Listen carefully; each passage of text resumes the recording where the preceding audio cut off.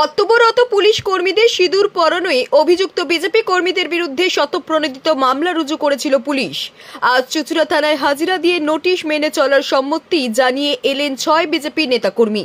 গত 30 মে চুঁচুড়ার পিপুলপাতি পাঁচমাথা মোড়ে বিক্ষোভ অবরোধ করে বিজেপি কর্মী সমর্থকরা প্রধানমন্ত্রীর অপারেশন সিন্দুরের বক্তব্যের পাল্টা মুখ্যমন্ত্রী যে বক্তব্য দিয়েছিলেন তার প্রতিবাদে ছিল সেই আন্দোলন। সেখানে অবরোধ সরাতে গেলে কর্তব্যরত মহিলা পুলিশ কর্মীদের কপাল গালে সিঁদুর লেপে দেয় বিজেপি কর্মীরা, যা ব্যাপক বিতর্ক তৈরি হয়। ঘটনার পরের দিন চুঁচুড়া থানার পুলিশ 6 বিজেপি নেতা কর্মীর বিরুদ্ধে শতপ্রণোদিত মামলা রুজু করে নোটিশ ধরানো হয় বিজেপি হুগলি সাংগঠনিক জেলার সাধারণ সম্পাদক সুরেশ সাউ, হুগলি মহিলা মোর্চার সম্পাদক অরূপা সামন্ত সহ 6 জনকে। আজ 6 জনই চুঁচুড়া থানায় গিয়ে নোটিশ কমপ্লাই করে আসে। তাদের বিরুদ্ধে 189 এর 2, 221, 126 এর 2, 285, 132, 351 এর 2 BNS এর ধারায় মামলা রুজু হয়। বিজেপি কর্মীদের দাবি তারা সিঁদুরের অপমানের বিরুদ্ধে আন্দোলন করেছেন। মহিলা পুলিশ কর্মীদের জোর করে সিঁদুর পরানো হয়নি। আদালতে জামিনের আবেদন করা হবে।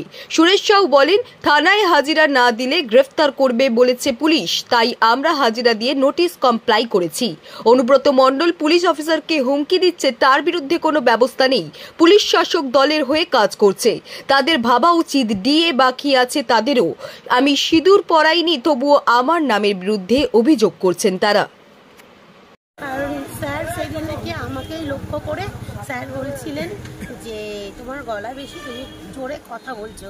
এবার দেখুন গলার তো সবারই আছে না, আমি তো কোনো ভুল কিছু করিনি। আমি সিঁদুরের আন্দোলনে যুক্ত ছিলাম, নারীর পাশে ছিলাম না, একটা নারী হয়ে নারীর সিঁদুরকে আমি রক্ষার জন্য লড়াই করেছিলাম।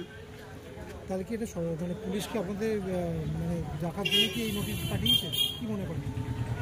দেখুন, পুলিশ নোটিশ পাঠিয়েছে, আমরা এসেছি, কিন্তু আমার বিচারে কিন্তু আমি ঠিক, আমার দ্বারা কোনো ভুল হয়নি। কি নাম আপনার? জুই পান্ডে। হ্যাঁ, জুই পান্ডে, মহিলা মোর্চার সম্পাদিকা জেলার। আমাদের গত 31 তারিখে সিঁদুর অপারেশন নিয়ে একটা প্রোগ্রাম হয় পিপুলপাতির মোড়ে। সেই সময় আমরা মহিলারা বসে সিঁদুরের আন্দোলন করছিলাম। তা এই চুঁচুড়া থানার মহিলা পুলিশরা সেই সময় আমাদের আন্দোলনকে ভঙ্গ করার জন্য উপরে তোলেন। সেই সময় সিঁদুর তারা নিজেরাই আমাদেরকে পড়িয়েছেন এবং আমাদের মেয়েরাও তাদেরকে পড়িয়েছেন। পড়ানোর পরে যাকে সেটা নিয়ে কেস করেছেন এবং এখন যা বর্তমান শাসনকালের যে শাসনে আছেন পুলিশের কাজ করতেন আমাদের ধরেছেন এবং আমাদের কেস দিয়েছেন। আমরা এসেছি সেই আইনটাকে রক্ষা করে তার মান্যতা দিয়ে আমরা থানায় এসেছি। আমাদের এই কেসটাকে আমরা দিয়েছি এবং আমরা পরবর্তী আমাদের কেস যেটা দিয়েছি সেটা আমরা উকিলের সঙ্গে কথা বলে বেল নেব। আজকে ডেকেছিল কি জন্য? আজকে ডেকেছিল আমাদের যে কেস করেছিল সেটা সমনটা আমাদের হাতে দিল এবং এটা নিয়ে আমরা আগামী প্রস্তুতি যেটা আছে আমরা সেটা করবো।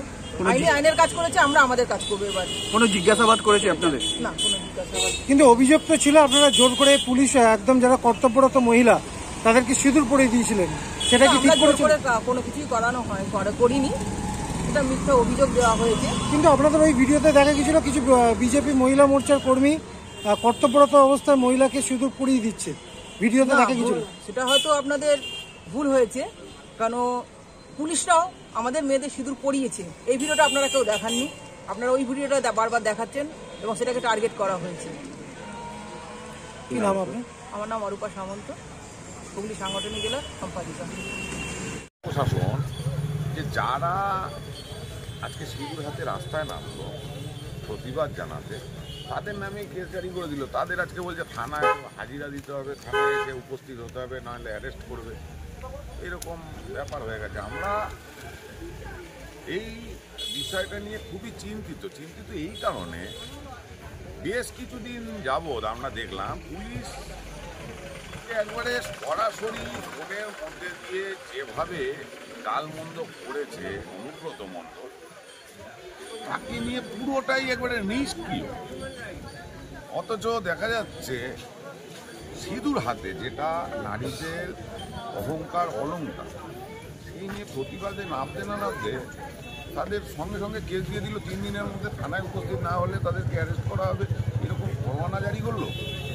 আশ্চর্য লাগে যে পুলিশ প্রশাসন আজকে পুলিশের ভূমিকা পালন করছে না তৃণমূলের ক্যাডার হয়ে গেছে, আমরা বুঝে উঠতে পারছি না যে এই রকম পরিস্থিতি থাকলে আমরা বিরোধী, আমাদের ন্যূনতম বলার অধিকারটা যদি পুলিশ প্রশাসন এইভাবে কেড়ে নেয়, শাসকের বিরুদ্ধে যদি আমরা রাস্তায় নামি কেড়ে নেয়, আগামী দিনে তাদেরও চিন্তা করতে হবে, কারণ তাদেরও ডিএ বাকি আছে, তাদেরও চিন্তা করতে হবে।